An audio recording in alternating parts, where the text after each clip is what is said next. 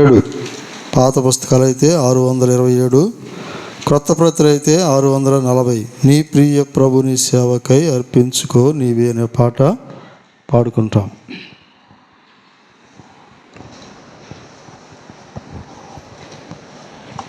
నీ ప్రియ ప్రభుని సేవకై అర్పించుకో నీవే, పవిత్ర ప్రజలైన మీరు సేవించుడాయననే. పవిత్ర ప్రజలైన మీరు సేవించుడాయననే.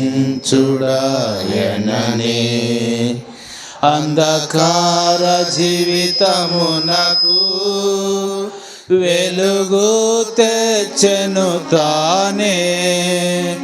అంధకార జీవితమునకు వెలుగు తెచ్చెను తానే. ఆ వెలుగు ద్వారానే నూతన మార్గము కలిగే. ఆ వెలుగు ద్వారానే నూతన మార్గము కలిగే. సజీవ బలిగా నర్పించు నీ జీవితమాయనకి.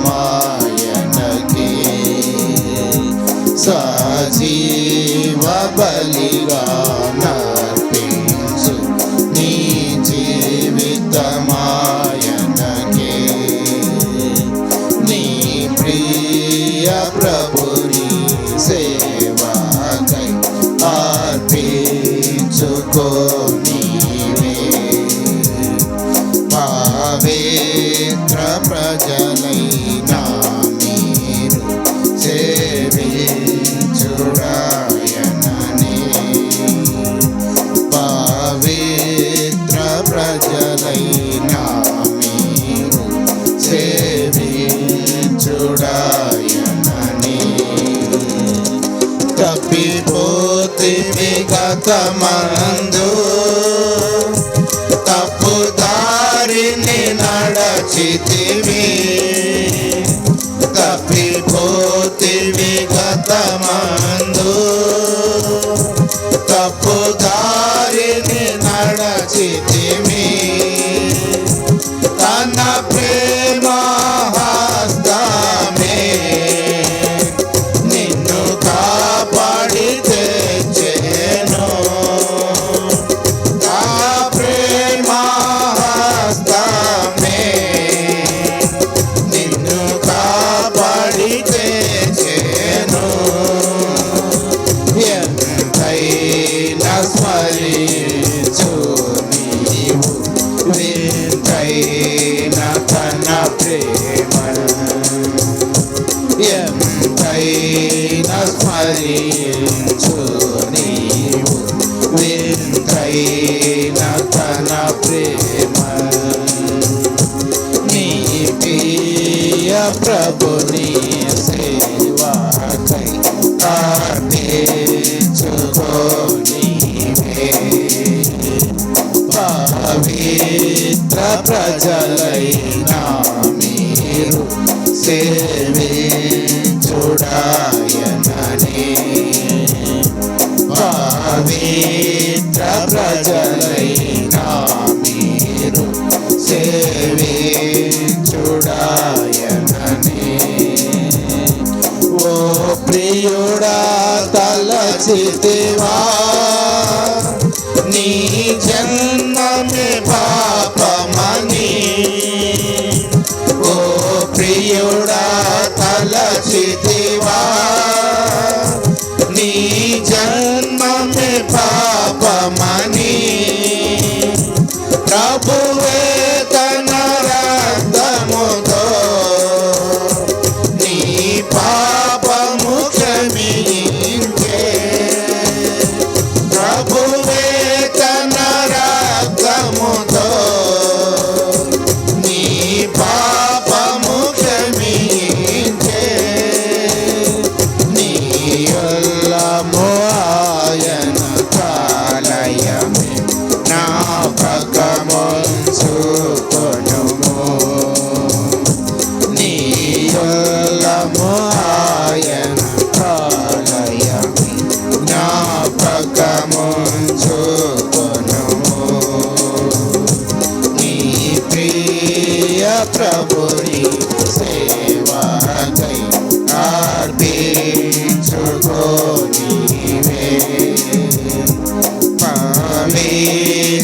ప్రజలైనా మీరు సేవించుడాయనని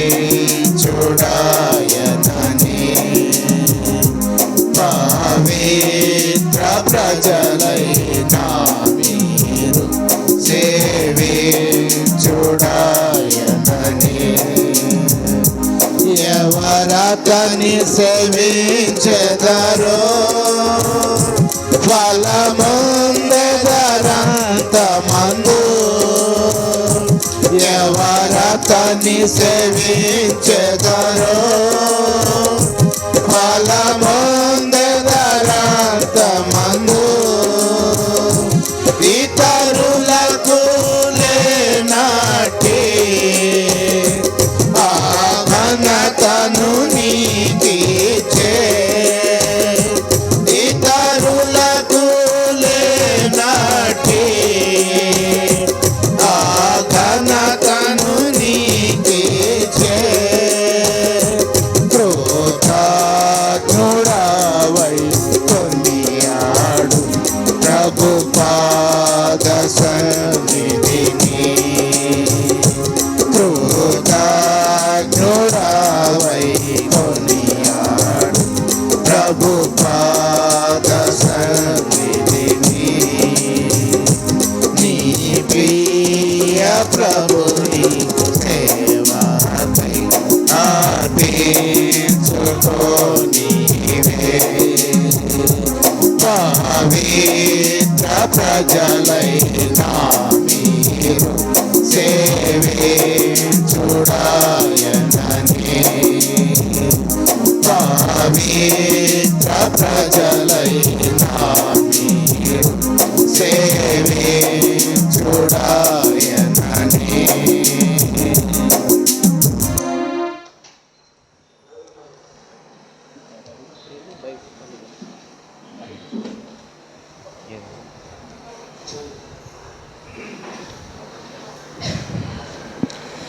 ఈ బైబిల్ తేనెగూడు ఈ బైబిల్ రుచి మధురము ఈ బైబిల్ తేనెగూడు ఈ బైబిల్ రుచి మధురము తేనె కంటే తీపి చుంటి తేనె దారాలు బంగారం మేలిమి బంగారం తేనె కంటే తీపి చుంటి తేనె దారాలు బంగారం మేలిమి బంగారం ఈ బైబిల్ తేనెగూడు ఈ బైబిల్ రుచి మధురము ఈ బైబిల్ తేనెగూడు ఈ బైబిల్ చదివి చూడు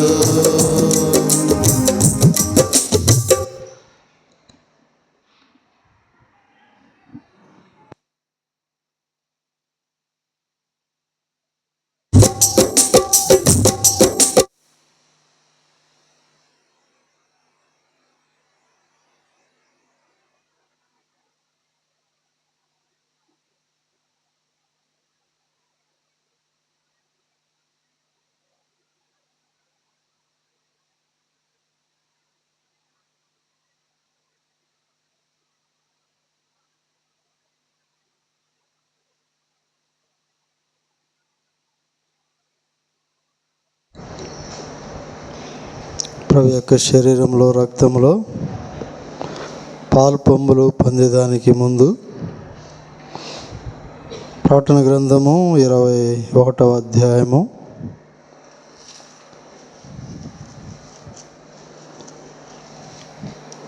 5వ వచనం అందరం కలిసి చదువుకుందాం.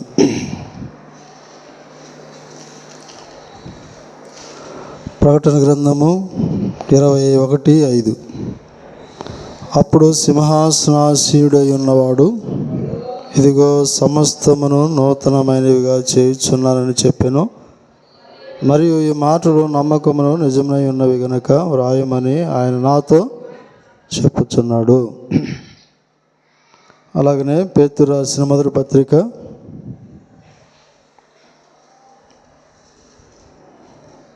5వ అధ్యాయము. పేతురు రాసిన మొదటి పత్రిక 5వ అధ్యాయము 2వ వచనం నుండి 4వ వచనం, 2, 3, 4 వచనాలు చదువుకుందాం. మళ్ళీ మీ చేత కాక దేవుని చిత్త ప్రకారము ఇష్టపూర్వకముగాను దుర్లాభాపేక్షతో కాక సిద్ధ మనసుతోనూ మీ మధ్యనున్న దేవుని మందను పై విచారణ చేయుచు దాన్ని కాయుడు.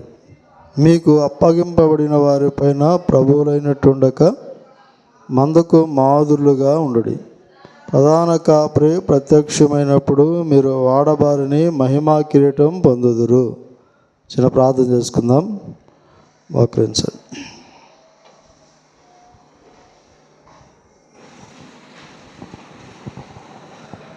ప్రేమ కలిగిన తండ్రి, పరిశుద్ధుడా, స్తోత్రాలు. నమ్మదగిన మా దేవ, ప్రభా, యొక్క మధ్యాహ్న కాల సమయంలో మీరు మాతో ఉన్నారని మేము విశ్వసిస్తున్నాము.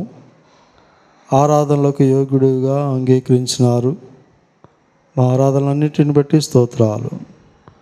ప్రభా, నీ శరీరము నీ రక్తం మా మధ్యలో ఉన్నది. పాలు పంపులు పొందేదానికి ముందు దేవుని వాక్యంలో నుండి మీరే కొన్ని తలంపులు మాకు అనుగ్రహించండి. సమస్తం మా హృదయం, మా అంతరంగం, మా మనస్సు మీకు తెలుసు. మా లోపాలన్నీ తెలుసు, మా బలహీనతలన్నీ తెలుసు, మా పొరపాట్లన్నీ నీకు తెలుసు. సరిచేయటానికి సిద్ధపరచమని, దయ చూపించమని, నన్ను కూడా మీరు స్వాధీనం చేసుకోమని యేసుక్రీస్తుగా మేము నామలో ప్రార్థించి అడుగుకున్నాం తండ్రి. ఆమేన్.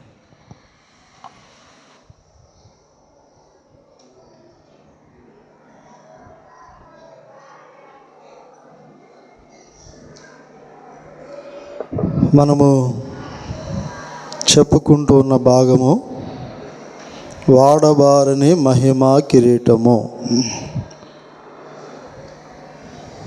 సింహాసనాసీనుడైన వాడు. 7 సింహాసనముల గురించి మనం జ్ఞాపకం చేసుకుంటూ ఉన్నాం. మొదటి సింహాసనము అత్యున్నతమైన సింహాసనం, ఆరాధించే సింహాసనం. 2వ సింహాసనము కృపా సింహాసనం, ప్రార్థన కలిగిన సింహాసనం. 3వ సింహాసనము న్యాయ సింహాసనం.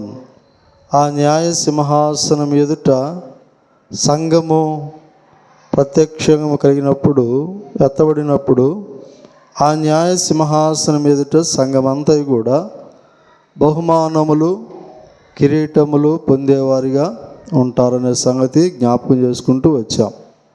ఇప్పుడు 5వ కిరీటం గురించి మనం చూస్తున్నాం. మొదటి కిరీటము అక్షయ కిరీటం, 2వది అతిశయ కిరీటం, 3వది జీవ కిరీటం, 4వది నీతి కిరీటం, 5వది వాడబారని మహిమా కిరీటం. ఈ మహిమా కిరీటం పొందేది ఎవరు అంటే పెద్దలు, కాపర్లు అనేది జ్ఞాపకం చేసుకుంటూ ఉన్నాం. గత వారాల్లో పెద్దల గురించి జ్ఞాపకం చేసుకున్నాం. మరి నిన్న వారంలోనూ సేవకుని గురించి జ్ఞాపకం చేసుకుంటున్నాం. ఈ వారంలో కూడా దైవ సేవకుల గురించే మనం జ్ఞాపకం చేసుకుంటూ ఉన్నాం. దేవుని వాక్యంలో మరొక మాట మీకు చదివిస్తుంటాను. కొరింథీయులకు రాసిన మొదటి పత్రిక 4వ అధ్యాయము మొదటి వచనం. కొరింథీయులకు రాసిన మొదటి పత్రిక 4వ అధ్యాయము మొదటి వచనం.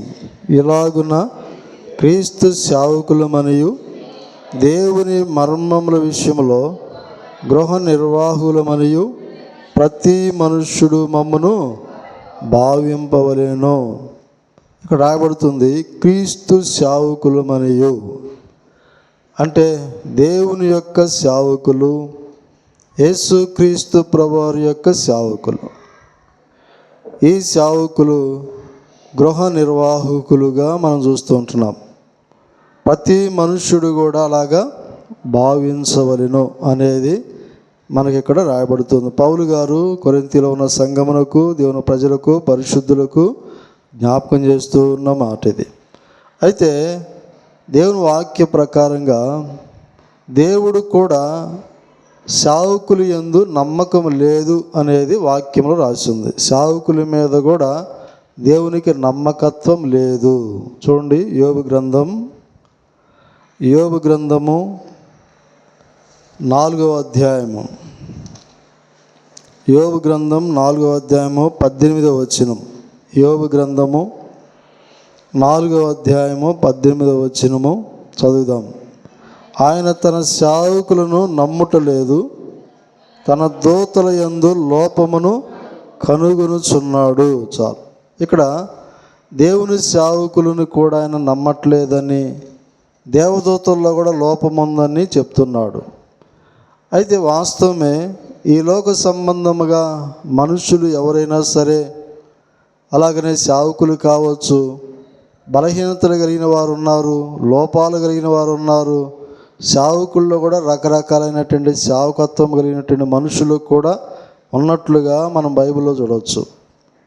ఇప్పుడు దేవదూతల్లో కూడా లోపం ఉందని దేవుడే చెప్తుంటున్న మాటను జ్ఞాపకం చేసుకుందాం. అయితే ఈ మాటను బట్టి మనం ఆలోచన చేస్తే పరలోక రాజ్యంలో ఉన్న దేవదూతల్లో కూడా లోపం కనుగొన్నాడు.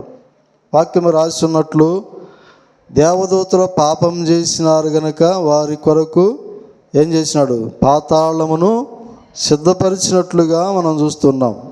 అలాగనే దేవదూతల్లో కూడా లోపము కనపడుతూ వచ్చింది దేవుడికి. ఈ లోకంలో దేవుడు ఏర్పరచుకున్న సేవకుల్లో కూడా లోపాలు, బలహీనతలు దేవుడు చూస్తున్నాడు. అందుకని వారిని కూడా నమ్మాతి కావటం లేదు అన్నట్లుగానే భావం అన్నమాట ఇది. ఇప్పుడు ఆలోచన చేస్తే, కీర్తనాకారుడైన దావీదు ఒక మాటను రాస్తూ వచ్చాడు. ఏం మాట? కీర్తనలు 116, కీర్తనలు 116వ అధ్యాయము 116వ కీర్తన 16వ వచనం. 116వ కీర్తన 16వ వచనము కూడా చదువుకుందాం. యెహోవా, నేను నిజముగా నీ సేవకుడను, నీ సేవకురాలి కుమారుడని విన్నాను. చాలు. ఈ మాట గమనించండి.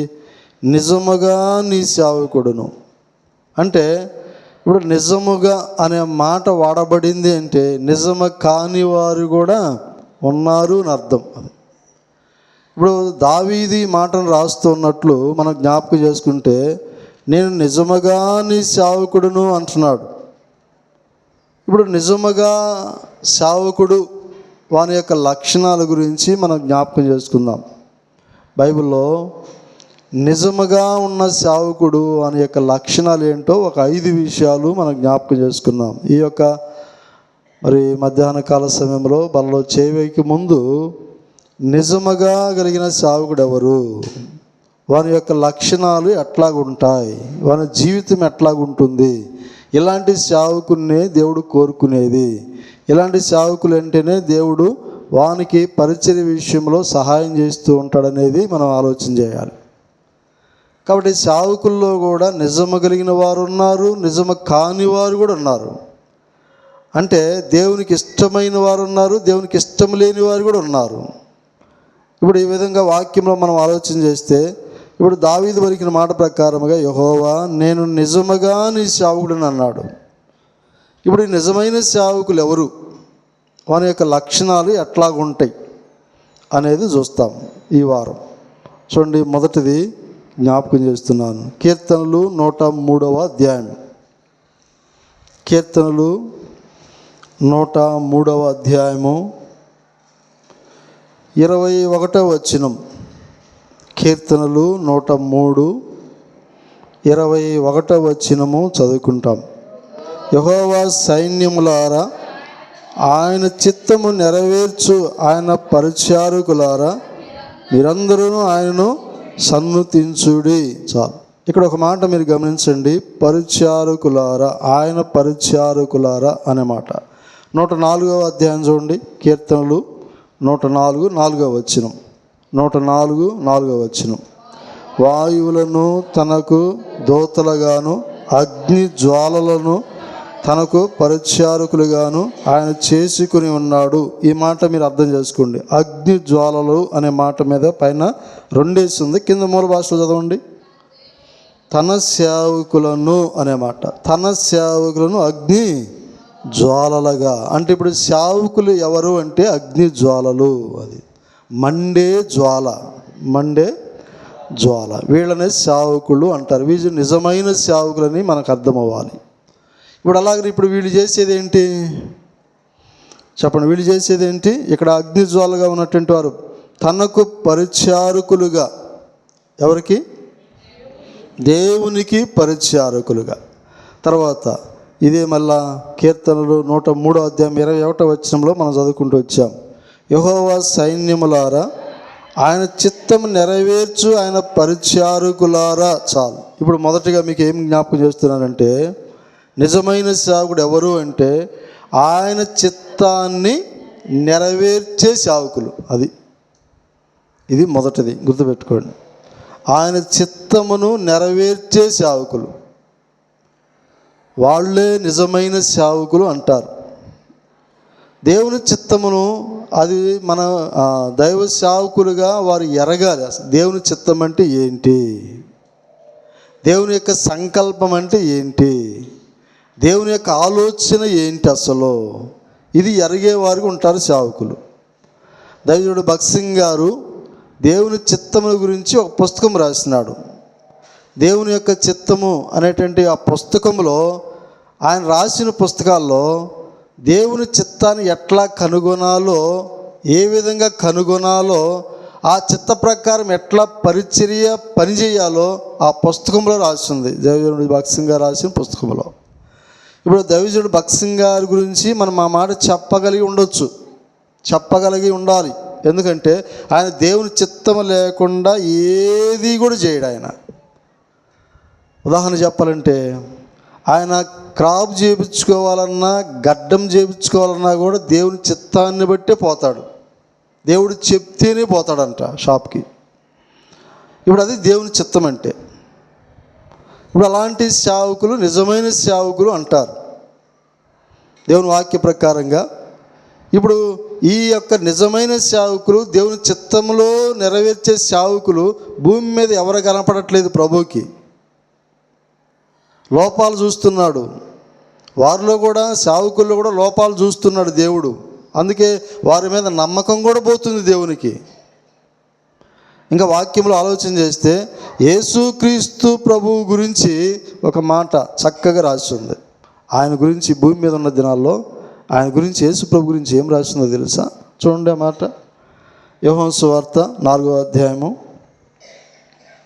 యోహాను సువార్త 4వ అధ్యాయము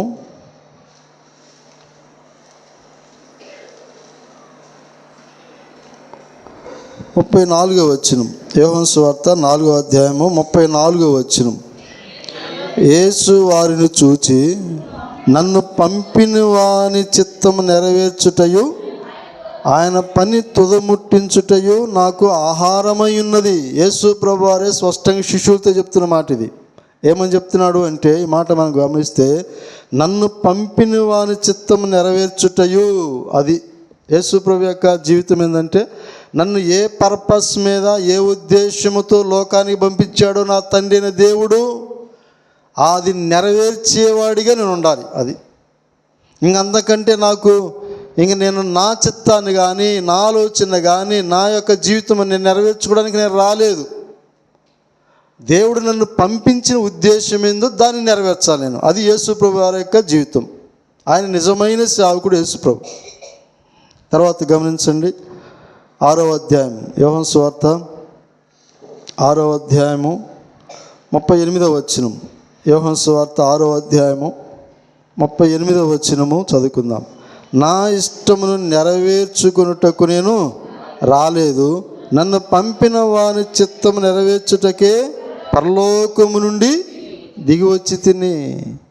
ఈ మాట మీరు గమనించండి. నా ఇష్ట ప్రకారం నేను నెరవేర్చుకున్నట్టుకు రాలేదు, నా ఇష్టాన్ని నెరవేర్చుకోవడానికి నేను రాలేదు ఇక్కడికి. నేను దేవుని యొక్క దేవుని చిత్తం నెరవేర్చేదాని కొరకే పరలోకం నుంచి వచ్చాను అని యేసు ప్రభువారే మరలా జ్ఞాపకం చేస్తున్న మాట ఇది. తర్వాత మరొక మాట కూడా చూడండి. 14వ అధ్యాయము, యోహాను సువార్త 14వ అధ్యాయము 31వ వచనం. యోహాను సువార్త 14వ అధ్యాయము 31వ వచనం. అయినను నేను తండ్రిని ప్రేమించుచున్నానని లోకం తెలుసుకున్నట్లు తండ్రి నాకు ఆజ్ఞాపించినది నెరవేర్చుటకు నేను ఇలాగూ చేయుచున్నాను. చాలు, ఈ మాట మీరు గమనించండి. లోకం తెలుసుకున్నట్లు తండ్రి నాకు ఆజ్ఞాపించినది నెరవేర్చుటకు అనే మాట. అంటే తండ్రి నాకు ఏదైతే ఆజ్ఞాపించాడో, ఏదైతే చేయమని చెప్పాడో దాన్ని నెరవేర్చాలి. అది నిజమైన సేవకుడు అంటే. ఇప్పుడు అలాగనే ఈ దినాల్లో, ప్రస్తుత దినాల్లో అలాంటి సేవకులు అరుదు, అలాంటి సేవకులు కష్టం లోకంలో. అసలు దేవుని చిత్తములో జీవించే సేవకులు ఎవరు? దేవుడు చెప్పినట్లుగా చేసే సేవకులు ఎవరు? ఈ పరిస్థితులు బట్టి చూస్తే లోకంలో ఎలాంటి పరిస్థితులు అంటే చెప్పండి. ఇప్పుడు ప్రతి విషయంలో కూడా దేవుని చిత్తాన్ని కనుగొనాలంట. దేవుని చిత్తాన్ని కనుగొనకపోతే ఆయన చిత్త ప్రకారం చేసినట్టు కాదు, అది మనుషుల చిత్త ప్రకారంగా చేసినట్లు అయింది ఇప్పుడు కదా. హెబ్రీయులకు రాసిన పత్రిక 10వ అధ్యాయము. హెబ్రీయులకు రాసిన పత్రిక 10వ అధ్యాయము 7వ వచనం. హెబ్రీయులకు రాసిన పత్రిక 10వ అధ్యాయము 7వ వచనం గమనిద్దాం.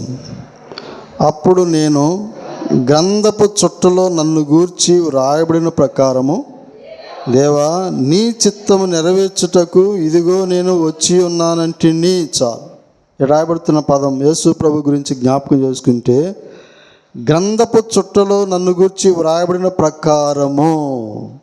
గ్రంథపు చుట్ట పాత నిబంధన కాలం, పాత నిబంధన ధర్మశాస్త్ర ప్రకారం ఏదైతే ధర్మశాస్త్రంలో యేసుక్రీస్తు ప్రభు గురించి రాయబడుతూ వచ్చిందో దాన్ని నెరవేర్చే దానికోసం క్రొత్త నిబంధన కాలంలో నెరవేర్చుతూ వచ్చాడు అది యేసు ప్రభు. అది తండ్రి యొక్క చిత్తం, దేవుని యొక్క చిత్తం. కాబట్టి అలాగనే దేవుని యొక్క వాక్యాన్ని బట్టి, దేవుని యొక్క వాక్య ప్రకారంగా నెరవేర్చేవారు ఉంటారు. ఇక్కడ రాయబడుతుంది యేసు ప్రభు చెప్తున్న పదం ఏంటంటే, ఆయన గురించి, యేసు ప్రభు గురించి రాయబడిన పదం ఏంటంటే, గ్రంథపు చుట్టలో నన్ను గూర్చి వ్రాయబడిన ప్రకారం అన్నాడు. అంటే గ్రంథపు చుట్ట అంటే దేవుని యొక్క వాక్యం, వాక్యాన్ని బట్టి నెరవేర్చట. వాక్యం ఏదైతే చెప్తుందో, ఏది చేయకూడదని చెప్తుందో, ఎట్లాగా సేవ చేయమని, ఎట్లా పరిచర్య చేయమని చెప్తుందో బైబిల్ గ్రంథం, అట్లా చేయటమే దేవుని చిత్తము నెరవేర్చటం. ఎవరున్నారు అలాంటి వాళ్ళు?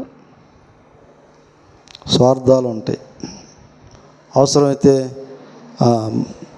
దేవుని యొక్క చిత్తము కాదు కదా, మనుషుల యొక్క చిత్తాన్ని నెరవేర్చేవారు ఎక్కువైపోయినారు. దేవుని చిత్తాన్ని కాదు, మనుషుల యొక్క చిత్తాలు కదా. అంటే మనుషులు చెప్పిన దాన్ని బట్టి చేయటమే. అలాంటి సేవకులు కూడా వచ్చినారు ఈ దినాల్లో, ప్రస్తుత దినాల్లో అది ఎక్కువైపోయింది. ఇది దేవుని చిత్తాన్ని బట్టి ప్రార్థనాపూర్వకంగా చేయటానికి ఇష్టపడేటువంటి సమాజం లేదు ఇప్పుడు.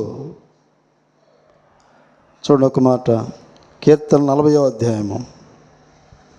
కీర్తనలు 40వ అధ్యాయము 8వ వచనం. కీర్తనలు 48వ వచనం.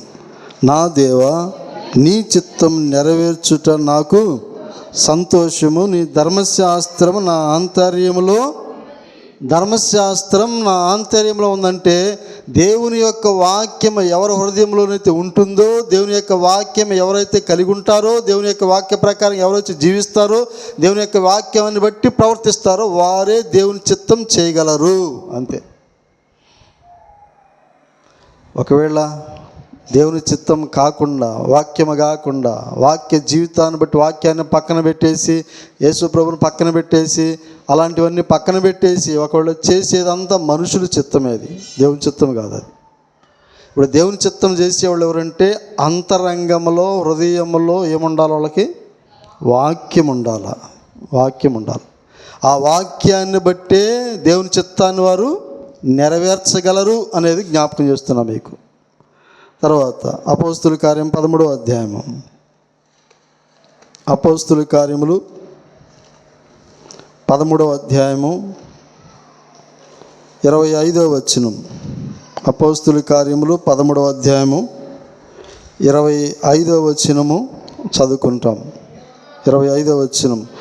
యోహాను తన పని నెరవేర్చుచుండగా, నేనెవడనని మీరు తలంచుచున్నారు, నేను ఆయన కాను, ఇదిగో నా వెనుక ఒకడు వచ్చుచున్నాడు, ఆయన కాళ్ళు చెప్పులు విప్పుడుకైన నేను పాత్రుడును కానని చెప్పెను. ఈ మాట గమనించండి. యోహాను తన పనిని నెరవేర్చుచుండగా, ఏం చేస్తున్నాడంట? బాప్తీసమిచ్చే యోహాను తన పనిని ఎందు నిమిత్తమై ముందుగా పుట్టాడో, యేసుక్రీస్తు ప్రభు కంటే లోకానికి ముందుగా వచ్చాడు.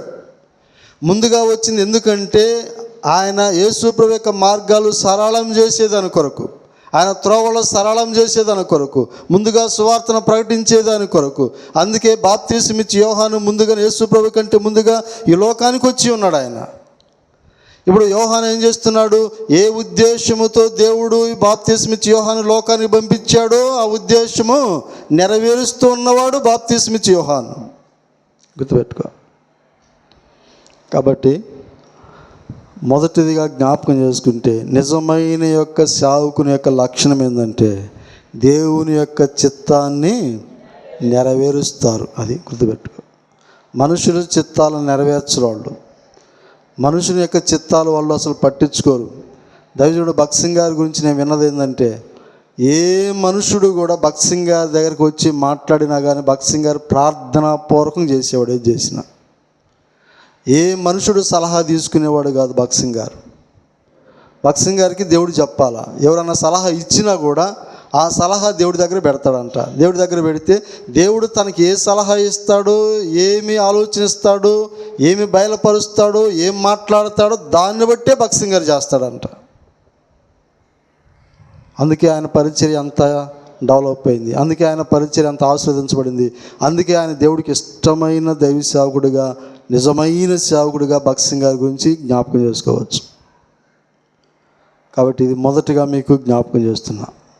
రెండవది చూడండి, కీర్తనలు 86వ అధ్యాయము. కీర్తనలు 86వ అధ్యాయము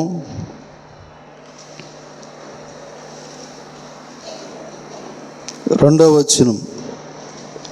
కీర్తనలు 86 2వ వచనం. నేను నీ భక్తుడును, నా ప్రాణము కాపాడుము, నా దేవా, నిన్ను నమ్ముకొని ఉన్న నీ సేవకుని. చాలు. ఇప్పుడు రెండవది, దేవుని నమ్మే సేవకుడు. దేవుణ్ణి మాత్రమే నమ్ముతాడు ఆయన. అంటే ఆయన మీద ఉన్న నమ్మకం అంతే. దేవుని నమ్మే సేవకుడు ఏ విషయంలోనైనా సరే దేవుని మీద ఆధారపడతాడు, దేవుడిని నమ్ముతాడు ఆయన.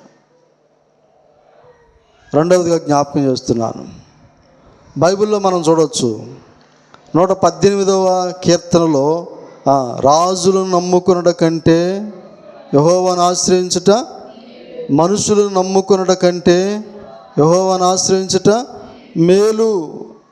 అంటే ఇప్పుడు నిజమైన సేవకుడు ఎవరిని నమ్ముతాడు? దేవుని మీదే నమ్మకం, దేవుడినే నమ్ముతాడు. అంటే మనుషులు నమ్మడం లేదు అక్కడ రుజువు అది కాదు. అంటే దేవుడి మీదే ఆధారపడతాడు అనేది జ్ఞాపకం చేస్తున్నా. ప్రతి విషయంలో దేవుడి మీద ఆధారపడటం, దేవుడి వైపు చూడటం, ఆయన మీద నమ్మకం, ఆయన మీద గురి. ఎందుకంటే ఆయన ఏర్పరచుకున్నాడు సేవకుడిగా, ఆయన కోరుకున్నాడు సేవకుడిగా, పిలుచుకున్నాడు ఆయన. మనుషులు పిలవల సేవకే, మనుషులు పిలవలేదు సేవ చేయటానికి. దేవుడు పిలిచింది దేవుడు, చేపించుకునే దేవుడు, చేపిస్తుంది దేవుడు. అందుకే ఇప్పుడు ఆయన మీద నమ్మకం పెట్టుకోవాలి. ప్రతిదీ కూడా నమ్మే సేవకుడు. నిజమైన సేవకుడు ఎవరంటే దేవుణ్ణి మాత్రమే. బైబిల్లో ఒక ఆయన ఉన్నాడు. ఎవరైనా అంటే ముందేమో దేవుడి మీద నమ్మకం పెట్టుకొని దేవుడి దగ్గర నమ్మకంతో అడిగాడు. తర్వాత ఇంకా ముందుకు వచ్చిన తర్వాత మరలా ఇప్పుడు రాజు నమ్ముకున్నాడు. ఎవరు చెబుతారు? ఆయన మొట్టమొదటిగానేమో దేవుణ్ణి నమ్మాడు. అయ్యా నిన్నే నమ్ముకున్నా అని చెప్పాడు. తర్వాత బాగైన తర్వాత బాగా మంచిగా పరిస్థితులన్నీ చక్కబడిన తర్వాత యుద్ధం అయిపోయిన తర్వాత జయం వచ్చిన తర్వాత ఇప్పుడు ఇంకో రాజును నమ్ముకున్నాడు. ఇప్పుడు ఎవరు? ఆస. చదవండి ఆ మాట. దినవృత్తాంతములు, 2వ దినవృత్తాంతములు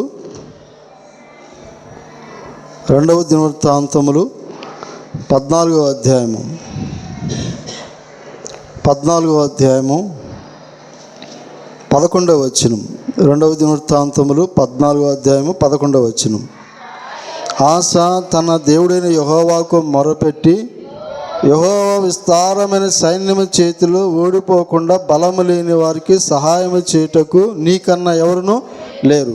నా దేవా యెహోవా, మాకు సహాయం చేయము, నిన్నే నమ్ముకొని ఉన్నాము. చాలు, నిన్నే నమ్ముకొని.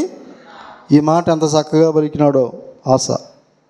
ఈ మాట బాగానే పలికినాడు. ఆరంభంలో మాట బాగానే ఉంది, నిన్నే నమ్ముకొని ఉన్నాడు. తర్వాత ఇప్పుడు చూడండి, మళ్ళీ 16వ అధ్యాయం 7వ వచనం. 16వ అధ్యాయము 7వ వచనం. ఆ కాలమందు దీర్ఘదర్శి అయిన హనని యోధా రాజైన ఆసా యొద్దకు వచ్చి అతనితో ఇలాగ ప్రకటించును, నీవు నీ దేవుని యెహోవాను నమ్ముకొనక సిరియా రాజు నమ్ముకుంటివే. చాలు, సిరియా రాజు నమ్ముకున్నావే. ఇప్పుడేంది పరిస్థితి? ఏమైపోయినాడు నీ దేవుడు? ఒకప్పుడు యుద్ధం వచ్చినప్పుడు, ఒకప్పుడు శత్రువులు వచ్చినప్పుడు, అయ్యా నువ్వే దిక్కు, నాకు నువ్వే సహాయం చేయాలి, నువ్వే నాకు ఆధారము, నువ్వైపోయి నేను చూస్తున్నాను, నేను నమ్ముకున్నా అని చెప్పిన వాడు ఇప్పుడు రాజుని ఎందుకున్నావు? సిరియా రాజుని ఎందుకు నమ్ముకున్నావు? ప్రవక్త వచ్చి చెప్తున్నాడు ఇప్పుడు. అట్లా ఉంటుంది కొన్ని సేవకుల పరిస్థితులు కూడా కదా. సేవకు వచ్చిన ఆరంభంలోనే దేవుడా నీ మీద ఆధారపడతానయ్యా, నువ్వే నాకు దిక్కు, నిన్ను నమ్ముకున్నానయ్యా అని చెప్తారు. సేవకు వచ్చిన తర్వాత పరిస్థితులను బట్టి, మనుషులను బట్టి ఏమైంది?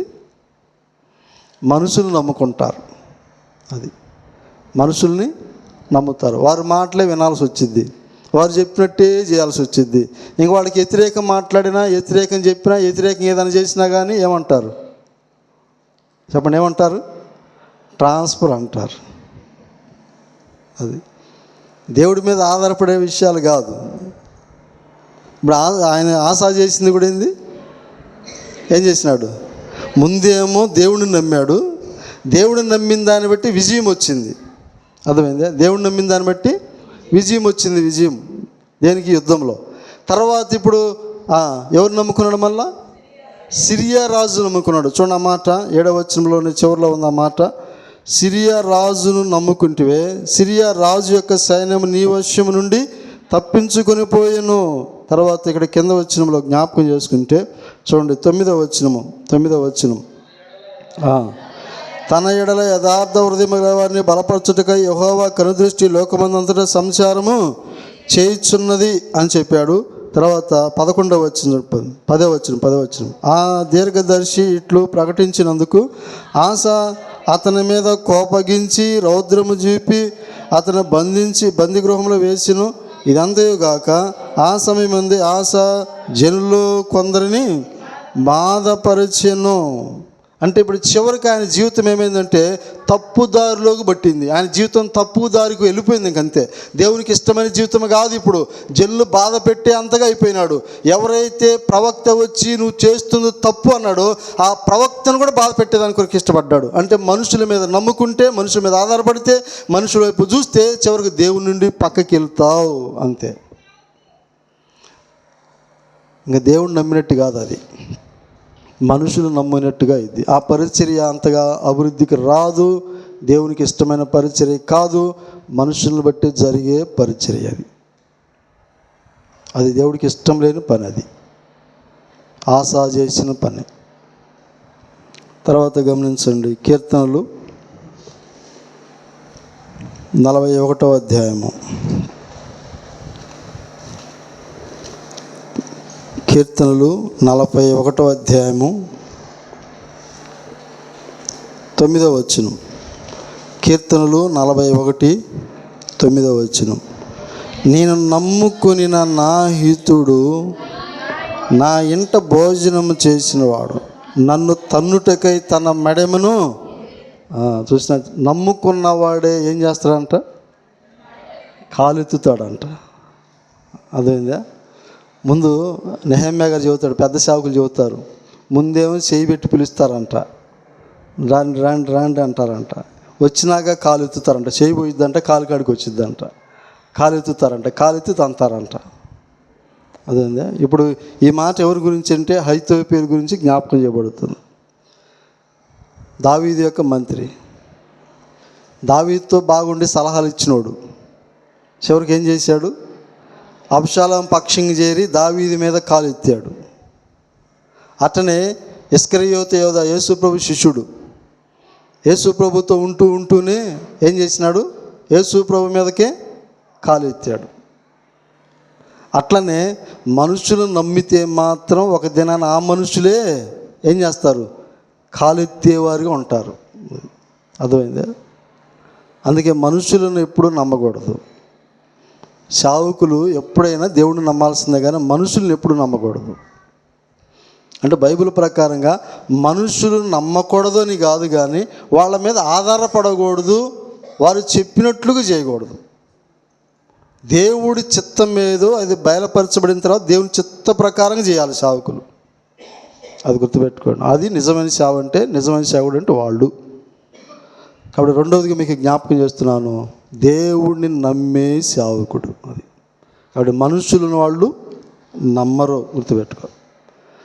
మనుషులు నమ్మరు, మనుషుల మీద ఆధారపడరు, మనుషుల వైపు చూడరు వాళ్ళు ఎప్పుడు. అర్థమైంది? అదే నిజమైన సేవ అంటే. ఎందుకంటే ఈ లోకం పరిస్థితులన్నీ ఎట్లా ఉన్నాయంటే, ప్రస్తుత సంఘాల్లో ఉన్న పరిస్థితులు ఇదే జరుగుతుంది. సేవ విషయంలో, పరిచర్య విషయంలో ఏం చేస్తూ ఉంటారంటే అభ్యంతరాలు, ఆటంకాలు పరిచేవారు ఉంటారు. దైవ సేవకుడు ప్రార్థనాపూర్వకంగా ఏదైనా నిర్ణయం చేసి చెప్పాడనుకో, అట్ట కాదు ఎట్లా అని చెప్పేసేవాళ్ళు అని కూడా లేకపోవాలా. దేవుడిచ్చిన సమాధానం బట్టి, వాగ్దానం పట్టుకొని అట్లా చేద్దామని చెప్పేసి అనుకున్నా కానీ అది కాదని చెప్పి అభ్యంతరం, ఆటంకం పెట్టేవాళ్ళు లేకపోవాలా. దేవుని చిత్తాన్ని అభ్యంతరం పెట్టేవారు, దేవుని యొక్క ఆలోచనని అభ్యంతరం పెట్టేవారు, దేవుని ఉద్దేశాలు అభ్యంతరం పెట్టేవారు. మనుషులు నమ్ముకుంటే జరిగేది ఇదే. కాబట్టి రెండవదిగా జ్ఞాపకం చేస్తున్నా, మనుషులు నమ్ముకోకుండా దేవుని నమ్మే సేవకుడే నిజమైన సేవకుడు. మూడవది చూడండి, సంఖ్యాకాండం 14. సంఖ్యాకాండము 14వ అధ్యాయము. సంఖ్యాకాండం 14వ అధ్యాయం 24వ వచనం. సంఖ్యాకాండము 14వ అధ్యాయము 24వ వచనం చదువుకుందాం. నా సేవకుడైన కాలేబు మంచి మనస్సు కలిగి పూర్ణ మనస్సుతో నన్ను అనుసరించిన హేతువు చేత అతడు పోయిన దేశంలో అతన్ని ప్రవేశపెట్టెను. ఈ మాట గమనించను. నా సేవకుడైన కాలేబు మంచి మనస్సు కలిగి పూర్ణ హృదయతో నన్ను అనుసరించి. ఈ మాట గమనించను. నా సేవకుడైన కాలేబు. ఇప్పుడు కాలేబు సంగతి ఆలోచన చేస్తే దేవుని సేవకుడు కాలేబు. ఇప్పుడు కాలేబు గురించి మనం ఆలోచన చేస్తే, కనాను వేగు చూడటానికి మోషే 12 గోత్రాల్లో నుంచి 12 మందిని పక్కన పెట్టుకొని వాడు పంపించేసినాడు. ఈ 12 మందిలో యెహోషువ ఉన్నాడు, తర్వాత కాలేబు కూడా ఉన్నాడు. ఇప్పుడు వీళ్ళిద్దరు కూడా పోయినారు కనాను వేగు చూడటానికి. ఇప్పుడు 10 మంది చెప్పిన సమాచారమేమో చెడ్డ సమాచారం చెప్పారు, ఈ ఇద్దరు మాత్రం మంచి సమాచారం చెప్పారు, ఉన్నట్లుగా. ఇప్పుడు నేను కాలేబు గురించి ఎందుకు చెప్తున్నానంటే చూడండి, ఇప్పుడు మరొక మాట. యెహోషువ గ్రంథం 14వ అధ్యాయం. యెహోషువ గ్రంథము 14వ అధ్యాయము 7వ వచనము 8వ వచనం. యెహోషువ గ్రంథం 14, 7వ వచనము 8వ వచనము చదువుకుంటాం. దేశమును వేగు చూచుటకు యెహోవా సేవకుడైన మోషే కాదేషు బర్నేయల నుండి నన్ను పంపినప్పుడు నేను 40 ఏండ్ల వాడను. ఎవనికి భయపడక నేను చూచినట్లే అతనికి వర్తమానము తెచ్చి తిని, నాతో కూడా బయలుదేరి వచ్చిన నా సహోదరులు జనుల హృదయము కరగజేయగా నేను నా దేవుడైన యెహోవాను నిండు మనసుతో అనుసరించి తిని. ఇక్కడ కాలేబు గురించి జ్ఞాపకం చేయబడుతుంది. ఇక్కడ కాలేబు అంటున్నాడు, ఎవరికి భయపడక నేను ఎవరికి భయపడాల. అది తర్వాత ఏం చేసినాడంటే, నేను చూచినట్టే వర్తమానం తెచ్చా. ఇది నిజమైన సేవకుడు లక్షణం. అంటే ఇది ఏం చేస్తాడు నిజమైన సేవకుడు? ఎవరికి భయపడ్డం. మనుషులు ఏం చేస్తారు అన్నట్టు. ఇప్పుడు 10 మంది ఉన్నారు, గోత్రకర్తల్లో కూడా 10 మంది మెయిన్ పర్సన్స్ ఉన్నారు. వాళ్ళు కూడా పోయినారు కనాను చూడటానికి. ఈ 10 మంది తీసుకొచ్చిన సమాచారం ఎట్టుంది చూడండి. మాట 8వ వచనం ఉంది కదా, నాతో కూడా బయలుదేరి వచ్చిన నా సహోదరులు జనుల హృదయములను కరుగజేయగా. అది గుర్తుపెట్టుకో, జనుల హృదయాన్ని కృంగజేసినారు, ప్రజల హృదయాన్ని కృంగజేసినారు, ప్రజల యొక్క మనసులను బాధ పెట్టారు, భయపెట్టారు. అది వాళ్ళు చేసిన పని. అది కానీ నేను అట్లా చేయలేదు. నేను ఏ మనుషుడికి భయపడాలా, ఎవరికి భయపడలేదు. కాబట్టి భయపడకుండా చూచినట్లే నేను చెప్పాను, విన్నది విన్నట్లుగానే చెప్పాను. కాబట్టి నిజమైన సేవకుడు ఉండవలసిన లక్షణం ఏంటంటే, చూచినట్లుగా ఉన్నది ఉన్నట్లుగా చెప్పాలి. అది నిజమైన సేవకుడు అంటే. ఉన్నది ఉన్నట్లు చెబితే బాగుంటుందా? ఈ దినాల్లో కావాల్సింది అది కాదు. ఉన్నది ఉన్నట్లు చెప్తే ఎవరు ఇష్టపడరు. వాక్యము ఉన్నది ఉన్నట్లుగా చెప్తే ఎవరు ఇష్టపడరు. వాక్యము కఠినంగా ఉంటుంది. ఇప్పుడు ప్రకటన గ్రంథం అంటే ఎట్లా ఉంటుంది తెలుసా? కఠినంగా ఉంటుంది, బాధాకరంగా ఉంటుంది, ఏడుపుతో కూడినది, భయపెట్టే ప్రకటన గ్రంథం. ఇదంతా ప్రకటన గ్రంథం అంటే భయం వస్తుంది మనిషికి. ముందు మనిషికి భయం వస్తుంది. భయమే కాదు, అమ్మో ఆలోచింపజేస్తుంది ప్రకటన గ్రంథం. తర్వాత ప్రకటన గ్రంథం గురించి మనం చెప్పాలంటే ఉన్నది ఉన్నట్లు చెప్పాలా. దాపెరకం ఉండకూడదు. అది దాపెరకాలు ఉండకూడదు. ప్రకటన గ్రంథం అంటే అదే. మరి ఇప్పుడు దాపెరకం లేకుండా ఉన్నది ఉన్నట్లు చెప్పాలంటే కొన్నిసార్లు బాధ కలిగించేవి ఉంటాయి మాటలు, కష్టపడే మాట, బాధ కలిగించే మాటలు, కష్టపెట్టే మాటలు, తర్వాత నొప్పించే మాటలు కూడా ఉంటాయి. అయినా కూడా ఒక్కోసారి మనకు వాక్యం తగిలిందనుకో, ఒక్కోసారి వాక్యం మనకు గుచ్చుకుందనుకో, ఇది వాక్యం నా కొరకే, నా నిమిత్తమే, ఇప్పుడు నా నిమిత్తమే, నా కొరకే అనుకున్నప్పుడు సరి చేసుకోవడానికి ఇష్టపడాలి. ఉన్నది ఉన్నట్లుగా వాక్యం ఎప్పుడైతే చెప్తా ఉంటావో అప్పుడు సరి చేసుకోవడానికి ఇష్టపడాలి. కాబట్టి నా కొరకే, నా నిమిత్తమే చెప్పాడు అని చెప్పేసి ఫీల్ అయ్యి మళ్ళీ మా జీవితంలో మనము అసలు సంపూర్ణంగా వాక్యానికి విధేయత కాకుండా, వాక్యానికి లోబడకుండా మనం కానీ ఫీల్ అయ్యామంటే అప్పుడు నీ హృదయంలో వాక్యం పనిచేయటం లేదు. అది గుర్తుపెట్టుకో. అందుకే ఇక్కడ ఏం జరిగింది? ఉన్నది ఉన్నట్లుగా చెప్తే ఏం జరిగింది చెప్పండి? ఏం జరిగింది? రాళ్ళు తీసుకొని చంపబోయారు. చూస్తారన్నమాట. సంఖ్యాకాండంలో మనం ఇందాక చదువుకున్నాం కదా, చూడండి అన్నమాట. సంఖ్యాకాండము 14వ అధ్యాయం 9వ వచనం. సంఖ్యాకాండం 14వ అధ్యాయము 9వ వచనం. మెట్టుకు మీరు యెహోవా మీద తిరగబడుకుడి, ఆ దేశ ప్రజలకు భయపడుకుడి, వారు మనకు ఆహారమగుదురు, వారి నీడ వారి మీద నుండి తొలగిపోయిను, యెహోవా మనకు తోడై ఉన్నాడు, వారికి భయపడుకురండి. ఆ సర్వ సమాజం వారిని రాళ్లతో కొట్టి చంపవలెననగా ప్రత్యక్షపు గుడారములో యెహోవా మహిమ ఇశ్రాయేలుకు అందరికీ కనబడేను. మంచి సమాచారం తెచ్చినటువంటి కాలేబు యెహోషువ మీద సమాజం అంతా ఏం చేశారు? రాళ్ళ తీసుకొని కొట్టబోయారంట. చంపాలి వీళ్ళిద్దరిని అని చెప్పేసి అనుకున్నారంట.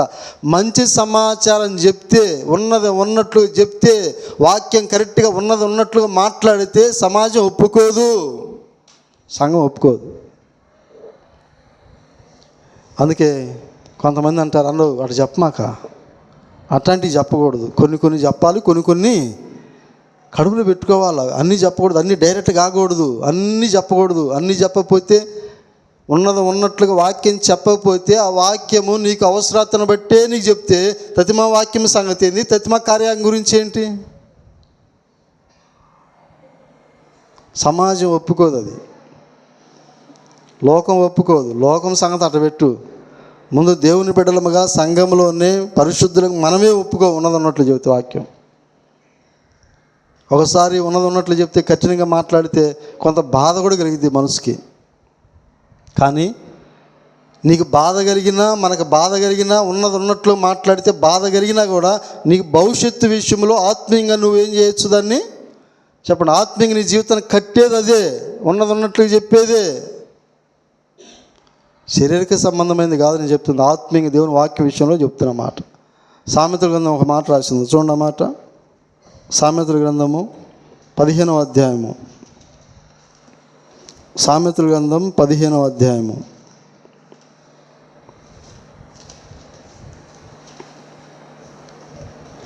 30వ వచనం. సామెతల గ్రంథం 15వ అధ్యాయము 30వ వచనం చదువుకుంటాం. కన్నుల ప్రకాశము చూచుట హృదయమునకు సంతోషకరం, మంచి సమాచారము ఎముకలకు పుష్టినిచ్చును. ఏం చేస్తుంది మంచి సమాచారం? పుష్టినిచ్చింది, బలపరిచేది మంచి సమాచారమే. అది మనిషిని ఆత్మీయంగా బలపరిచేది, మనిషికి బలాన్ని ఇచ్చేది, శక్తినిచ్చేది, ఆత్మీయంగా పెంపారింపజేసేది మంచి సమాచారమే. ఉన్నది ఉన్నట్టుగా చెప్పే వర్తమానమే. వర్తమానము అనేది కూడా దేవుడు యేసుక్రీస్తు ప్రభువారు కఠినంగా చెప్పిన సందర్భాలు కూడా ఉన్నాయి. ఇంకొక మాట చెప్పాలంటే బాప్తీసమిచ్చి యోహాను ఆయన మాటలు ఎట్టున్నాయి తెలుసా? ఎట్టున్నాయి? సర్ప సంతానమా. ఆయన మాటలు ఎంత కఠినంగా ఉన్నాయంటే వాళ్ళందరూ ఆ మాటల కంట మేము ఎట్ట కనపడుతున్నాం నీ కంటికి, మేమేమన్నా సర్ప సంతానంలా కనపడుతున్నావా అని చెప్పేసి పరిచయులు, శాస్త్రులు, సద్దుకులు ఇట్లాంటి వాళ్ళందరూ బాప్తీసమిచ్చి యోహాను మీద కఠినంగా వారు ప్రవర్తిస్తూ వచ్చారు. కానీ ఆయన మాటలు ఎట్టున్నాయంటే కఠినపరిచే మాటలు, గాయపరిచే మాటలు. కానీ అవి ఆలోచన చేస్తే ఆ మాటల గురించి, ఆ వర్తమానం గురించి, ఆ వాక్యం గురించి వాళ్ళు కానీ ఆలోచన చేయగలిగితే వాళ్ళ జీవితాలు మార్పుకు వచ్చేయే. కఠినమైన మార్పు, కఠినమైన జీవితం ఎవరిలో ఉంటుందంటే వాక్యం పనిచేయకుండా ఉంటుంది. చూడండి, మనిషి హృదయం కఠినమైపోయింది, జీవితం కఠినమైపోయింది. నీకు వాక్యం పనిచేయదు. ఇంకా ఎన్నిసార్లు వాక్యం చెప్పినా, ఎన్నిసార్లు వాక్యం ప్రచురం చేసినా ఆ వాక్యం నీ హృదయంలోకి రాదు. నీ చెవుల్లో నుంచి బయటకు వెళ్ళిపోయింది కానీ హృదయంలోకి పోదది. హృదయంలోకి పోనేటంటే మనుషుడు, హృదయంలోకి పోకపోతే వాక్యం, నీ హృదయం ఎప్పుడూ కఠినంగానే ఉంటుంది. ఆ మాట నీకు బాధను కలిగిస్తాయి. గుర్తుపెట్టుకో. మంచి సమాచారం మనిషికి ఏమేస్తుందంట? పుష్టినిచ్చిద్దంట. పుష్టి, ఆరోగ్యం ఇచ్చిద్ది. గుర్తుపెట్టు, ఆరోగ్యం, బలం, శక్తినిచ్చిద్ది మంచి సమాచారం. ఇప్పుడు కాలేబు దేవుని సేవకుడిగా ఉండి మంచి సమాచారం తెచ్చాడు ఇశ్రాయేలుకు. 10 మంది ఏమో చెడ్డ సమాచారం తెచ్చారు. ఈ 10 మంది కలిసి మనుషులందరి యొక్క హృదయాలు ఏం చేసినారు?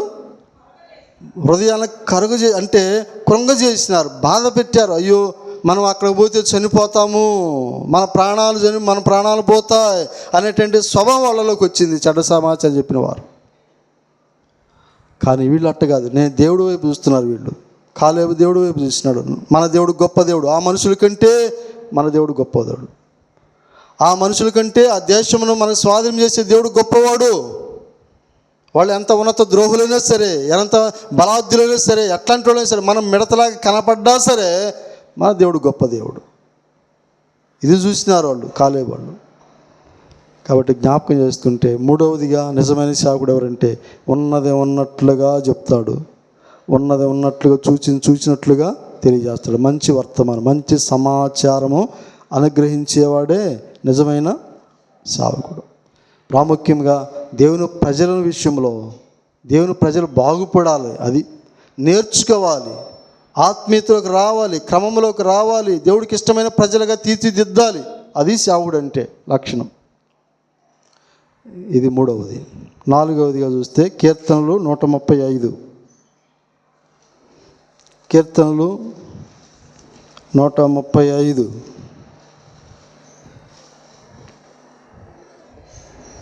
మొదటి 2 వచనాలు. కీర్తనలు 135 మొదటి 2 వచనాలు చదువుకుందాం. యెహోవాను స్తుతించుడి, యెహోవా నామమును స్తుతించుడి, యెహోవా సేవకులారా, యెహోవా మందిరంలో మన దేవుని మందిరపు ఆవరణంలో నిలిచి ఉండు వారులారా యెహోవాను స్తుతించుడి. తర్వాత 134 అధ్యాయము యెహోవా మొదటి వచనం, యెహోవా సేవకులారా, యెహోవా మందిరంలో రాత్రి నిలిచి ఉండి వారులారా మీరందరూ యెహోవాను సన్నుతించుడి. ఇక్కడ 4వదిగా మీకు ఏం జ్ఞాపకం చేస్తున్నానంటే యెహోవా మందిరములో నిలిచి ఉండే సేవకులు. అది అంటే ఈ మాట మీరు 2వ వచనం చూడండి, 135 2వ వచనంలో యెహోవా మందిరములో మన దేవుని మందిరపు ఆవరణములో నిలిచి ఉండు వారులారా. దేవుని సేవకులు అంటే, నిజమైన సేవకులు అంటే దేవుని యొక్క మందిరంలో నిత్యము ఉండేవాడు. ఈ మాట మీకు జ్ఞాపకం చేసుకుంటే బైబిల్లో చూడండి ఒక మాట, 1 దినవృత్తాంతములు మీకు అర్థమవటానికి ఈ మాట. 1 దినవృత్తాంతములు 9వ అధ్యాయము, 1 దినవృత్తాంతములు 9వ అధ్యాయము 27వ వచనం 28వ వచనం చదువుదాం. 27, 28. ఎందుకు దేవుని మందిరంలో సేవకులు ఉండాలి అంటే ఈ మాట మీకు అర్థమయ్యేలాగా చెప్తున్నాను చూడండి. వారు దేవుని మందిరమునకు కావలి వారు గనక వారి కాపురములు దాని చుట్టూ ఉండెను. ప్రతి ఉదయమున మందిరపు వాకిళ్లను తెరుచు పని వారిదే. వారిలో కొందరు సేవోపకరణములను కనిపెట్టువారు, వారు లెక్క చొప్పున వాటిని లోపలికి కొనిపోవలను, లెక్క చొప్పున వెలుపలికి తీసుకొని రావలను. మరియు వారిలో కొందరు మిగిలిన సామాగ్రి మీదను పరిశుద్ధమైన పాత్రలన్నిటి మీదను ఉంచబడి ఉండిరి. సన్నపు పిండియు ద్రాక్షారసమును నేనుయు ధూపవర్గములను వారి ఆధీనము. అది ఇప్పుడు చెప్పండి, ఎందుకు ఉండాలి సేవకుల మందిరాల్లో నిత్యము? దేవుని మందిరం వారి ఆధీనంలో ఉండాలి. తర్వాత దేవుని యొక్క మందిరంలో ఉన్న ఉపకరణాలన్నీ, సామాగ్రి అంతా, పవిత్రమైన పాత్రలన్నీ వారి యొక్క ఆధీనంలో ఉండాలి. అది వారి ఆధీనంలో ఉండాలి.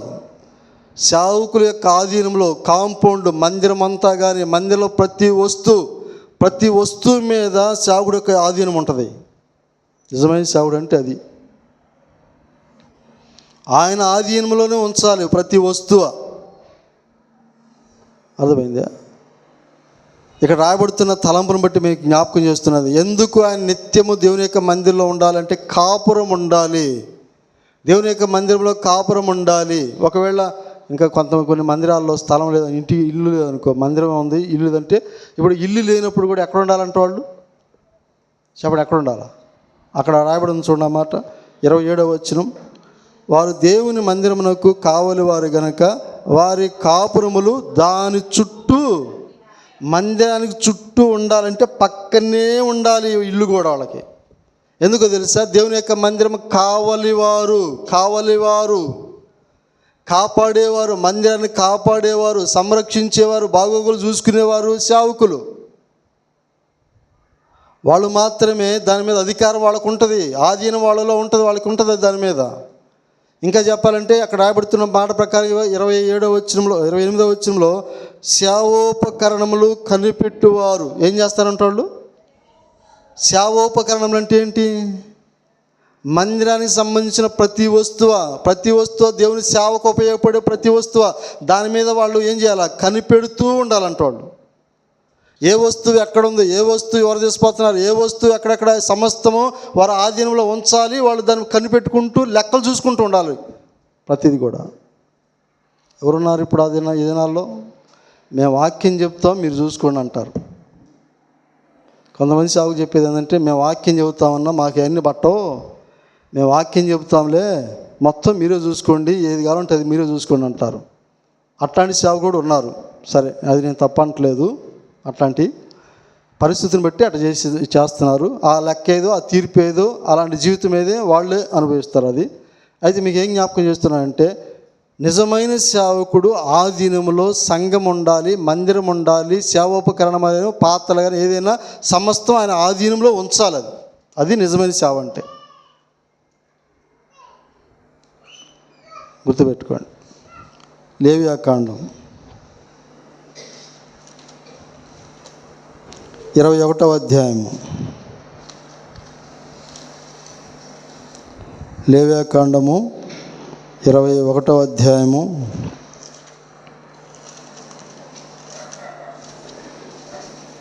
12వ వచనం.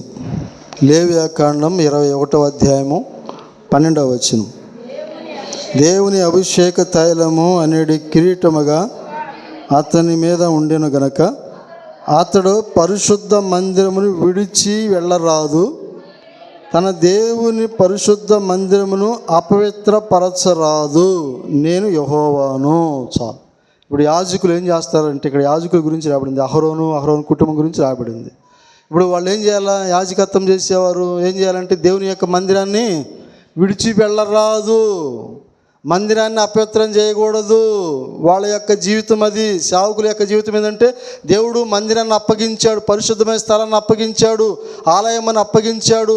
ఇది పరిశుద్ధమైన స్థలం, దేవుడు నివాసం చేసే స్థలం.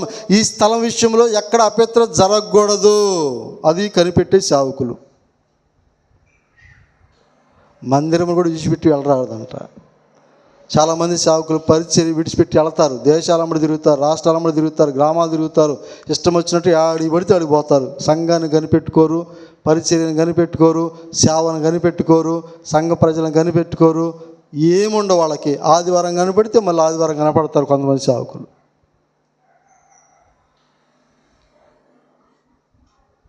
ఇక్కడ రాయబడుతుంది ఏంటంటే, దేవుని యొక్క మందిరమును విడిచిపెట్ట వెళ్ళకూడదు. అంటే సేవ అవసరతను బట్టి పో, తప్పు లేదు. పరిచయను బట్టి పో, తప్పు లేదు.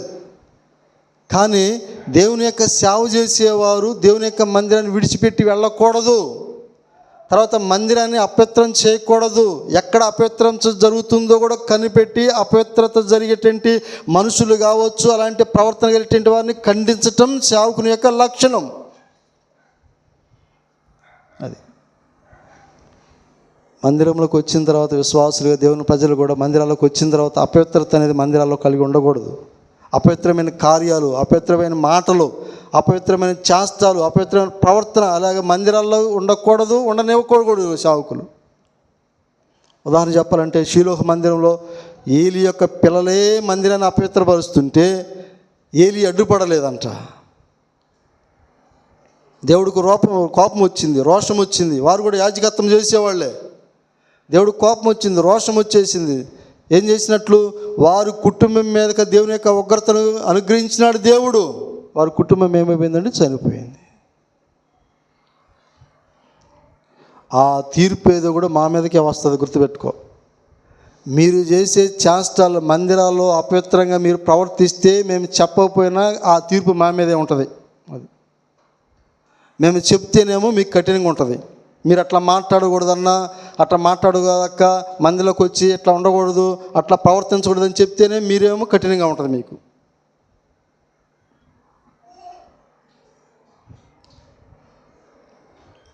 నాలుగవదిగా జ్ఞాపకం చేస్తే, దేవుని యొక్క మందిరం విషయంలో సేవకులు, నిజమైన సేవకులు ఎవరంటే నిలిచి ఉండి దాన్ని ఆధీనంలో ఉంచుకునేవారే నిజమైన సేవకులు. కొన్ని స్థలాల్లో నేను చూస్తూ ఉంటే దేవుని మందిరం, దేవుని యొక్క మందిరంలో ఉన్న ప్రతి వస్తువు వారి ఆధీనంలో ఉండదు, సేవకుని యొక్క ఆధీనంలో. ఉదాహరణ చెప్తున్నాను. తాళాలు ఉన్నాయనుకో, అది రూమ్ తాళాలైనా, మందిరం తాళాలైనా, వ్యాన్ తాళాలైనా, ఏ కానుకపెట్టే తాళాలైనా, ప్రతి తాళం, మందిరానికి సంబంధించిన ప్రతి తాళం మందిరంలోనే ఉండాలి. అర్థమైందా? అది వస్తువు అయినా సరే, ఏ వస్తువు అయినా సరే, అది మందిరానికి సంబంధించిన ప్రతి వస్తువు మన మందిరంలోనే ఉండాలి. అది సేవకునికి యొక్క ఆధీనంలో ఉంచాలి. అవన్నీ కూడా పుస్తకాలు సైతం, తాళాలు సైతం. అర్థమైందా? పుస్తకాలు అంటే ఏంటి? లెక్కల పుస్తకాలైనా, బ్యాంకు పుస్తకాలు, సమస్తం A to Z మొత్తం మందిరంలో ఉండాలి, సేవకుని యొక్క ఆధీనంలో ఉండాలి. అవన్నీ అది నిజమైన సేవ అంటే, నిజమైన పరిచర్య అంటే, నిజమైన సేవకుడు అంటే అలాంటి స్వాధీనంలో ఉన్నటువంటి వాడే నిజమైన సేవకుడు అంటే. సంఘం, దేవుని ప్రజలు మందిరం అపవిత్రం చేయకూడదు. అపవిత్రం అంటే ఏంది? మందిరం ఇప్పుడు అపవిత్రం అంటే ఏంది? ఉదాహరణ చెప్తే, యేసుక్రీస్తు ప్రభువారు ఏం చేసినట్టు? యెరూషలేములో అపవిత్రం జరుగుతున్నప్పుడు, వ్యాపారం జరుగుతున్నప్పుడు ఏం చేసినాడు? వారిని ఏం చేసినాడు? వెళ్ళగొట్టేసినాడు. నా మందిరం, నా తండ్రి యొక్క మందిరం, ఇది వ్యాపారం ఇల్లుగా మీరు చేస్తున్నారు అని చెప్పేసి అపవిత్రత కలిగినటువంటి మనుషులందరిని కూడా దాంట్లో నుంచి వెళ్ళగొట్టేసినాడు. అలా కానీ చెప్పగలిగితే, మీరు అపవిత్రతం చేస్తున్నారు, మీ మాటలు అపవిత్రంగా ఉన్నాయి, మీ ప్రవర్తన అపవిత్రంగా ఉంది, మీ జీవితం అపవిత్రంగా ఉంది, మీరు చేసే చేష్టలు అపవిత్రంగా ఉన్నాయి, మీరు మందిరముల విషయంలో ఇట్లా చేయకూడదు, మీరు రాకూడదు అని చెప్పేసి అంటే వెంటనే మీరు స్పందిస్తారు. ఎందుకు మా జీవితం గురించి నువ్వు ఇట్లా చెప్పావంటారు.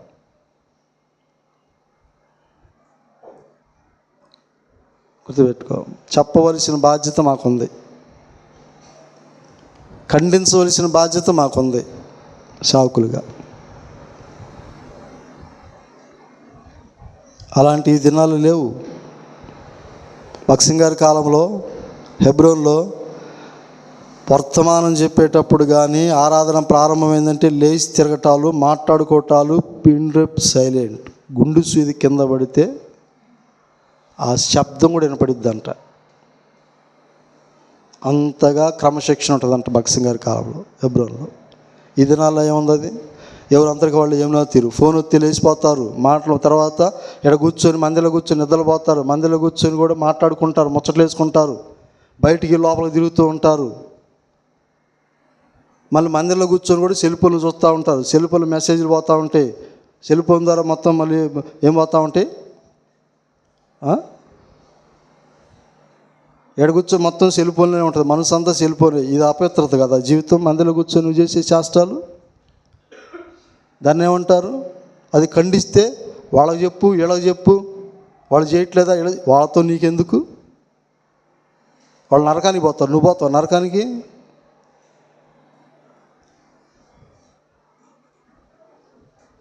గర్దింపు అనేది ఎప్పుడైతే గర్దిస్తామో ఆ గర్దింపుకు లోబడితే అది నిక్షేమం. అది మనుషులను బట్టి కాదు ఎటు చేసేది. దైవ సేవకులుగా మేము ఏదన్నా చెప్పినప్పుడు మీరు లోబడే స్వభావం ఉండాలి మీకు. ఒక మాట చెప్పాలంటే, చెప్పిన మాట ప్రకారము దేవుని యొక్క మందిరము ఆయన ఆధీనంలో ఉండాలి, వస్తువులు కూడా ఆయన ఆధీనంలో ఉండాలి, సమస్తం పదార్థాలు కూడా ఆయన ఆధీనంలో ఉండాలి. చెప్పలేదా? ఇక్కడ రాయబడలేదా? దినవృత్తాంతాలు మీకు చూపించాను అన్నమాట. ఉపకరణాలే కాదు, పదార్థాలు కూడా ఆయన ఆధీనంలో ఉండాలంట. పదార్థాలు అవి కూడా ఆయన ఆధీనంలో ఉండాలి. సమస్తం ఆయన ఆధీనంలో ఉంటేనే అదే నిజమైన సేవ అండి, అదే నిజమైన పరిచర్య అంటారు, అదే నిజమైన సేవకుడు అంటారు. అని నీకు ఇచ్చేది నీకు ఇస్తున్నాం, నువ్వు చేసేది నువ్వు చేసుకో, మేము చేసుకునేది మేము చేసుకుంటాం. అది ఎట్లా నిజమైన సేవ అయింది? అది కాదు కదా. కాబట్టి జ్ఞాపకం చేసుకోండి. 4వదిగా చూస్తే నిజమైన సేవకుడు ఎవరంటే దేవుని యొక్క మందిరంలో నిలిచి ఉండేవారు. 5వ చివరిగా చూసి ముగిస్తాను. చూడండి, ఆదికాండం 24. ఆదికాండం 24వ అధ్యాయము.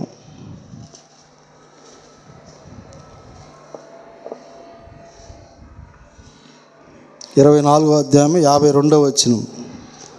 ఆదికాండము 24వ అధ్యాయము 52వ వచనము చదువుకుంటే 52, 53 కలిసి ఉన్నాయి. 52, 53 చదువుదాం.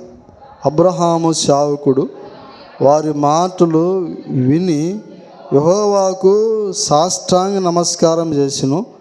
తర్వాత ఆ సేవకుడు వెండి నగలను, బంగారు నగలను, వస్త్రములను తీసి రెబెకాకి ఇచ్చెను. మరియు అతడు ఆమె సహోదరికి తల్లికిని విలువగల వస్త్రములు ఇచ్చెను. అబ్రహాము సేవకుడు ఎవరు? ఈయన పేరు అబ్రహాము సేవకుడు ఎవరు? ఎలియాజరు. అబ్రహాము సేవకుడు ఎవరు? ఎలియాజరు. ఇప్పుడు ఎలియాజరు గురించి కూడా మనం ఆలోచన చేస్తే ఈయన కూడా ఒక సేవకుడే. ఇప్పుడు అబ్రహాము దేవుని సేవకుడు, అబ్రహాము గురించి కూడా దేవుని సేవకుడు అని రాయబడింది. ఇప్పుడు అబ్రహాము దేవుడి సేవకుడు అయిన తర్వాత అబ్రహాము కింద ఉన్న సేవకుడైనా ఎలియాజరు. ఇప్పుడు ఎలియాజరు చేసిన పని ఏంటి? ఏం చేస్తూ ఉన్నాడు ఈయన అంటే, అబ్రహాం చెప్పినాడు, నా కుమారుడికి ఒక కుమార్తె కావాలి, వివాహం చేయటానికి నువ్వు నా స్వదేశానికి వెళ్ళి ఒక కుమార్తెని తీసుకుని రా. చూడండి మళ్ళీ 24వ అధ్యాయం, ఆదికాండం 24వ అధ్యాయము 14వ వచనం, 24:14. కాబట్టి నేను త్రాగునట్లును నీవు దయచేసి నీ కడవను వంశమని నేను చెప్పగా నీవు త్రాగుము, నీ వంటలకును నీళ్లు పెట్టినని ఏ చిన్నది చెప్పునో ఆమెయే నీ సేవకుడైన ఇస్సాకు కొరకు నీవు నియమించినదై ఉండునుగాక. అందువలన నీవు నా యజమాని మీద అనుగ్రహం చూపిద్దువని తెలుసుకుందువని. చాలు. ఇక్కడ ఇంకొక మాట చూడండి, నీ సేవకుడైన ఇస్సాకు కొరకు. ఇప్పుడు ఇస్సాకుడు ఎవరు? సేవకుడు. ఎవరి సేవకుడు అంట? దేవుని సేవకుడు అంట. ఇప్పుడు దేవుని సేవకుడు నిమిత్తమై ఇస్సాకు కొరకు భారీగా రెబెకాను సిద్ధపరిచి తీసుకొని రావటం సేవకుని యొక్క లక్షణం. అంటే ఇప్పుడు మీకు ఏం అర్థమవుతుందంటే, నేను చెప్పే మాట ప్రకారంగా 5వ అంశం మీకు ఏం జ్ఞాపకం చేస్తున్నాను? నిజమైన సేవకుడు ఎవరంటే సంఘాన్ని సిద్ధపరిచేవాడు. ఎక్కడికి సిద్ధపరుస్తాడు? పరలోక రాజ్యం పెండ్లి కుమారుడు నిమిత్తమై. పెండ్లి కుమారుడు రాబోతున్నాడు, మధ్యాకాశానికి వస్తాడు, కరబడ ఊతాడు. అప్పుడు సంఘముగా సిద్ధపరిచి సంఘాన్ని తీసుకొని పోయేవాడు సేవకుడు. ఎలియాజరు చేసిన పని ఏంటి? ఆయన వెళ్ళి రెబెకా ఇంటికి వెళ్ళాడు, రెబెకా తల్లిదండ్రులతో మాట్లాడాడు, సహోదరులతో మాట్లాడుతూ వచ్చాడు. ఇదిగో నా యజమానుడు అబ్రహాము యొక్క కుమారుడైన ఇస్సాకు నిమిత్తమై నీ కుమార్తెను పంపించు. చూడండి మాట 24వ అధ్యాయము 59వ వచనం. 24వ అధ్యాయము 59వ వచనం. కాబట్టి వారు తమ సహోదరి అయిన రెబెకాను ఆమె దాదిని అబ్రహాము సేవకుని అతనితో వచ్చిన మనుషులను సాగనంపినప్పుడు వారు రెబెకాతో, మా సహోదరి నీవు వేలవేలకు తెలియదు గాక అని సంతతి వారు తమ పగవారి గవిని స్వాధీనపరుచుకుందరు గాక అని ఆమెను దీవింపగా. తర్వాత 61వ వచనం చూడండి. రెబెకాయు ఆమె పని కత్తెలను లేచి వంటెలను ఎక్కి ఆ మనుషుని వెంట వెళ్ళిరి. అట్లు ఆ సేవకుడు రెబెకాను తోడుకొని పోయెను. ఏం చేసినట్టు? సేవకుడు ఏం చేశాడు? రెబెకాను తీసుకొని వెళ్ళిపోయాను. ఎక్కడికి వెళ్ళినాడు? ఇస్సాకు ఎక్కడున్నాడో అక్కడ తీసిపోయినాడు. ఎక్కడున్నాడు ఇస్సాకు?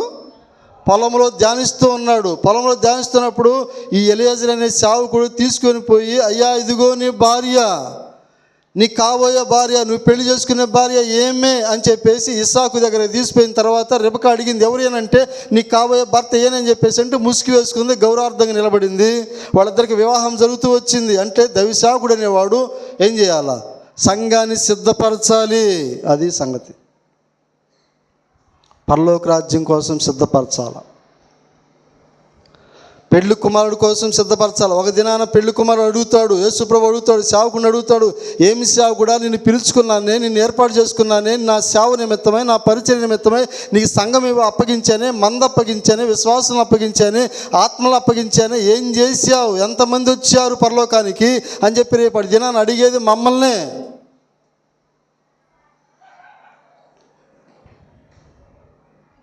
నిజమైన సేవకుడు ఎవరంటే సంఘాన్ని సిద్ధపరిచి ఆయన చేతుల్లో పెట్టేవాడే నిజమైన సేవకుడు. అర్థమైందా? సంఘాన్ని సిద్ధపరచాలా, వాక్యం ద్వారా సిద్ధపరచాలా, ప్రార్థన ద్వారా సిద్ధపరచాలి, ఆరాధన ద్వారా సిద్ధపరచాలి, దేవుని యొక్క మందిరంలో క్రమశిక్షణ ద్వారా సిద్ధపరచాలి. ప్రతిదీ కూడా ఆత్మ సంబంధమైన జీవితం కలిగి పరలోక రాజ్యం కొరకు సిద్ధపరిచేవాడే సేవకుడు. అంటే పెళ్లి కుమార్తెను ఏం చేస్తారు చెప్పండి? ఏం చేస్తారు? పెళ్లి కుమార్తెను సిద్ధపరుస్తారు. ఇంకొక మాట చెప్పు ముగిస్తాను. 24వ అధ్యాయము ఆదికాండం 24:66 వచనం. ఆదికాండం 24:66 వచనం. అప్పుడు దాసుడు తాను చేసిన కార్యములన్నీ ఇస్సాకుతో వివరించి చెప్పెను. అబ్బా ఎంత చక్కగా అంటే మాట చివరికి ఇస్సాకు కంట ఎలియాజరు చేసిన ప్రతి కార్యములన్నీ వివరించి చెప్పాడంట. ఇంటికాడ ఆరంభించింది మొదలుకొని పోయి వాళ్ళతో మాట్లాడి తీసుకొచ్చి మళ్ళీ చేతిలో పెట్టి అంతవరకు జరిగిన కార్యాలన్నీ వివరించి చెప్పాడంట. రేపటి దిన మేము కూడా అటు చెప్పాల్సి వచ్చింది పరలోకంలో. ప్రభా వాళ్ళకి చెప్పాను, వినలేదు, నన్ను ఏం చేయమంటావు ప్రభా?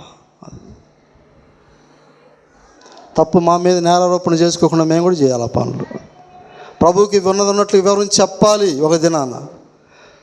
ఎప్పుడు ఆ దినం అంటే కలుసుకున్నప్పుడు, సంఘం కలుసుకున్నప్పుడు, మేము కలుసుకున్నప్పుడు, సేవకులు కలుసుకున్నప్పుడు, ప్రభువుతో మేము కలుసుకున్నప్పుడు, మధ్యాకాశాన్ని కలుసుకున్నప్పుడు, పరలోకంలో న్యాయ సింహాసనం ఎదుట నిలబడిన తర్వాత సంఘం నిలబడిద్ది, సేవకులు నిలబడతారు, పెద్దలు నిలబడతారు. అందరి ముందు ఆ తీర్పులకు వచ్చిన తర్వాత మేము చెప్పేవి మేము చెప్పాలా, ఆయనకి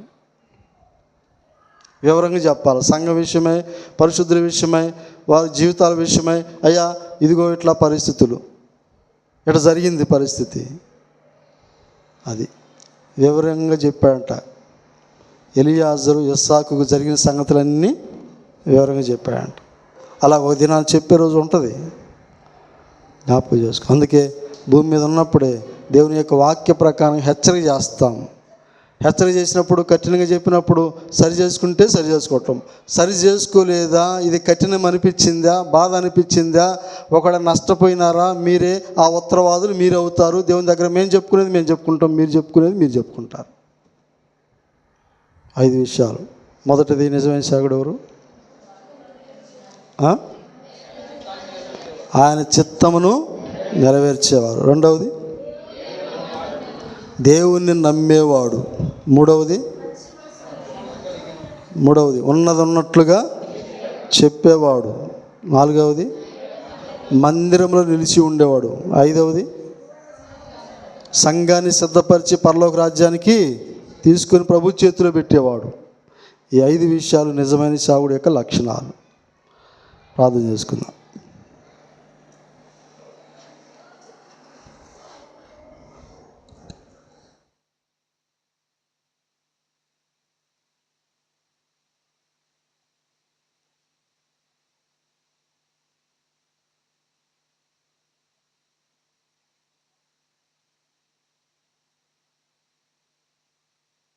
మోకరించండి. ఒక్క నిమిషం దయచేసి కళ్ళు మూసుకోండి. ఎవరు లేచిపోవద్దు. మౌనంగా నీ వ్యక్తిగతంగా దేవుడు నీతో మాట్లాడిన విషయాల గురించి, ఒక దైవ సేవకుడే కాదు, మన వ్యక్తిగత జీవితాన్ని కూడా పోల్చుకో. నీ మట్టు